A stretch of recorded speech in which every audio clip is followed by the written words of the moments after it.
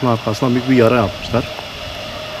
Bu artık ne şekil olanın arasından kurtulmuşsa bir tane köpeği de paramparça etmişler. Yemişler kısacası.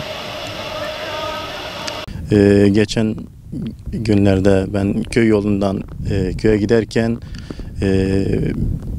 bir 5-6 tane kurt sürüsü gördüm. Ve bu kurt sürüsü Diyarbakır'da ilk kez şehre indiğini gördüm ben. Bu kurtlar geçtiğimiz günlerde bir tane köpeği parçalayarak yemişlerdi. Bir tane köpeği de yaralamışlardı.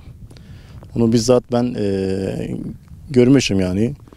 Zaten bu kurtlar sürekli aç olduğu için her an her şeyden tehlikeli ve riski büyüktür. Özellikle çocuklar için.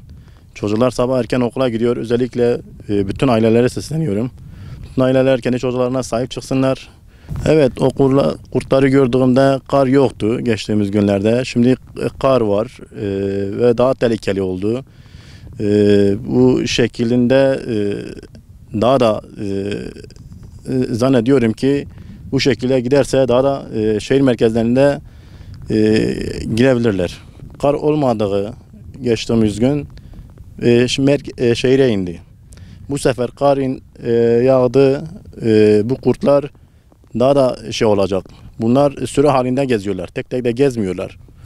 Ben kendi gözlerimle gördüğüm için bunları söylüyorum.